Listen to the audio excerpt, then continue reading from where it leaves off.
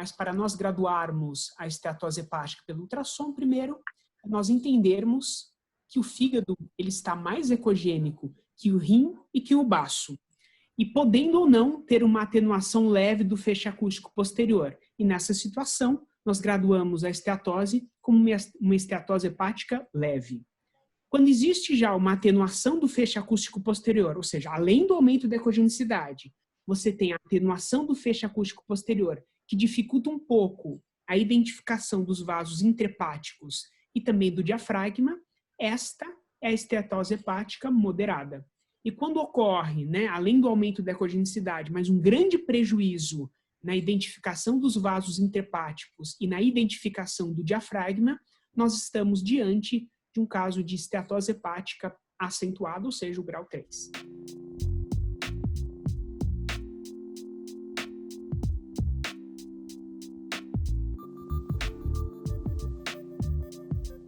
Mas o parâmetro ultrassonográfico, que foi a sua pergunta, ela é uma área ecogênica, homogênea, não nodular. A gente sabe que não se vê, não se caracteriza um nódulo e nem cápsula, é uma zona de contornos irregulares, que geralmente ela está estrategicamente localizada em regiões subcapsulares ou próxima a grandes vasos, como aqui nessa imagem está próxima à veia hepática. Então, nesses casos, às vezes a dificuldade que nós temos é diferenciar do hemangioma, porque o hemangioma também é branquinho, ecogênico, e fica mais difícil, e o resto do fígado ele é normal. Mas se sabe que a implicação clínica da esteatose focal, ela não tem a mesma da esteatose difusa, Pode o paciente também ter os mesmos componentes que causaram ela, então sobrepeso, obesidade, mas o desfecho, a evolução para esteatohepatite ou fibrose é realmente muito mais benigno, Nos preocupa menos uma esteatose focal e é prevalente, é relativamente prevalente na prática diária do ultrassom.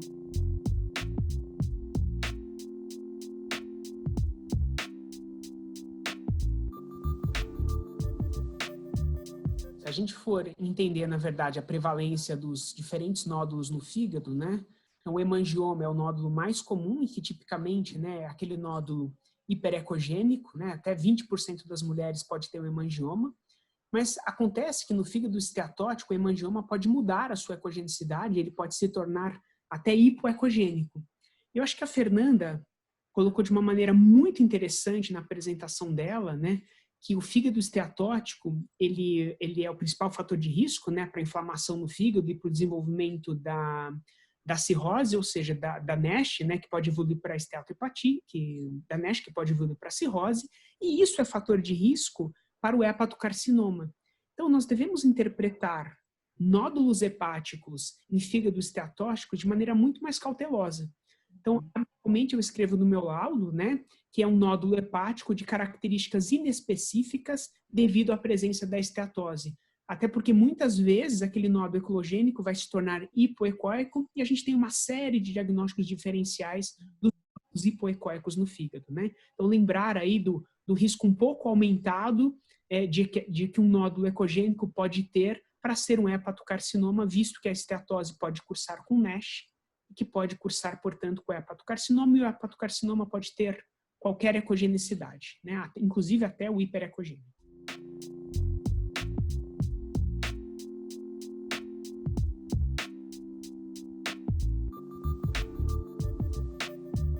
Pelo ultrassom bidimensional não temos como saber, a não ser que hoje em dia, eu acho que um gap que existia na ultrassonografia era a avaliação da fibrose hepática. Hoje, com os nossos equipamentos, que as pessoas têm nas suas clínicas, se consegue adaptar um software, que é o software da elastografia ARF. Então, o que faz o ARF? Ele emite um pulso de ultrassom, que faz com que esse fígado receba uma pressão e emita ondas que a gente chama de ondas de cisalhamento, que são ondas paralelas. Então, a velocidade dessa onda, ela me dá o grau de rigidez do fígado. Quanto maior a velocidade da onda, em metros por segundo, maior o grau de rigidez hepática. E isso é traduzido em tabelas específicas de cada aparelho para o grau de fibrose que correlaciona com aquela velocidade da onda. Então, essa é a única maneira no ultrassom de se ver a fibrose. No ultrassom bidimensional não tem como.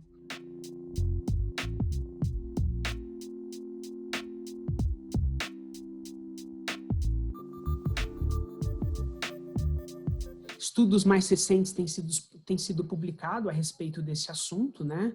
Mas as tabelas foram desenvolvidas especialmente para as hepatites virais e notadamente para a hepatite C. Então, se o seu equipamento, né, o fabricante, ou já se tiver alguma tabela publicada, né, para graduar a fibrose hepática pelo uso do ultrassom e da energia ARF, aí eu acho que você deve utilizar a elastografia e graduar, né? F2, F3, F4. Então, é possível fazer essa graduação, especialmente se você tiver uma tabela disponível para o seu tipo de equipamento.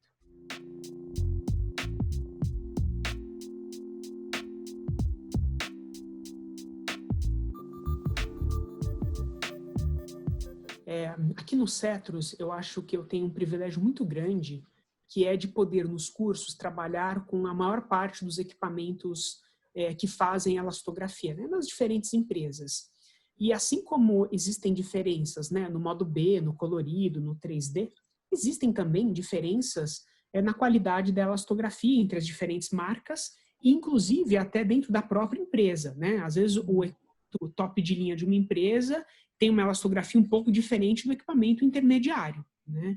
Eu acho que essas diferenças são ainda mais notórias, especialmente para a elastografia de compressão, mas isso também acontece na elastografia por onda de cisalhamento, né? que é o ARF, que é que a gente usa para o fígado.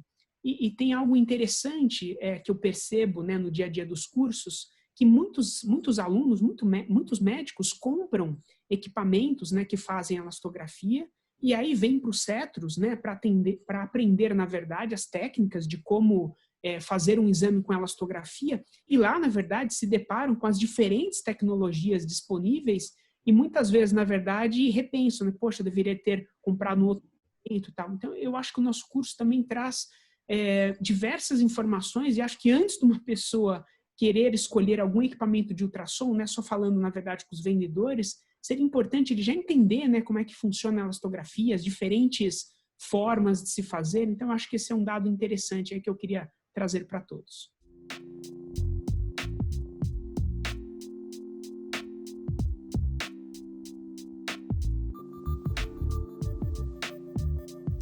Primeiro, é fundamental ter uma imagem do modo bidimensional que seja excelente. Se eu tenho uma imagem do modo B boa, então eu sei que a força do impulso acústico que vai fazer com que esse tecido comprima e desencadeie as ondas de cisalhamento, ela vai ser uma compressão efetiva, uma onda por um impulso efetivo. Então, a primeira coisa é ter um modo B muito bem colocado na nossa tela, né? E depois disso, os próprios aparelhos já vêm com um controle de qualidade, que é o IQR, que é o intervalo interquartil. Então, isso nos dá aqui as medidas no ARF, por exemplo, Point Share Wave, a gente faz 10 medidas. No ARF, no 2D, são menos medidas, são 5. Então, assim, mas os aparelhos têm esse intervalo interquartil, IQR, que deve estar sempre abaixo de 30% ou 15%, dependendo da doença, que nos dá a variabilidade das medidas. Idealmente, essas medidas têm que ser muito semelhantes entre si. A gente até exclui a mais alta e a menor para se ter um IQR abaixo de 30. Mas, idealmente, é que se tenha o menor número de medidas não válidas possíveis, e isso os nossos aparelhos já me dão. Então, eu sei que o exame foi bem feito ou não pelo IQR.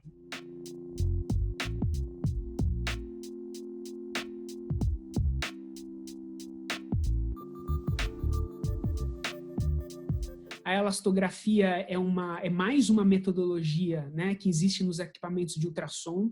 É uma metodologia que chegou para ficar, né, já mudou, na verdade, a forma da avaliação hepática, né? Isso, inclusive, na verdade, auxilia em outros métodos diagnósticos, como, por exemplo, para tireoide, para mama, para próstata, e já tem estudos em quase todas as áreas da ultrassonografia, né? Então, inclusive, eu acho que vai ser de maneira até semelhante ao que acontece, por exemplo, no transvaginal, quando o ginecologista já pede o Doppler. Ou, às vezes, na tireoide, quando o ginecologista já pede o Doppler. Como é uma ferramenta muito mais barata que os outros métodos, né, mais acessível, naquelas pessoas, eventualmente, que já tenham fatores de risco para esteatose ou já têm exames anteriores com esteatose, eu acho que a rotina, muitas vezes, já vai vir. Ultrassom de abdômen total, com ou sem Doppler, ou de abdômen superior, mais elastografia, né? Então, eu acho que vai ser um exame cada vez mais solicitado. Eu acho que é fundamental os médicos, de maneira geral, entenderem, né, a elastografia como uma ferramenta a mais, assim como é o Doppler, né? Sempre o mais importante é o modo B, mas o Doppler eventualmente acrescenta, a elastografia vai acrescentar. Isso está presente já em todos os equipamentos. Então, é uma ferramenta que acho que todo mundo que trabalha com imagem tem que aprender, tem que se aprimorar e tem que acompanhar a literatura. Não é o futuro, é o presente.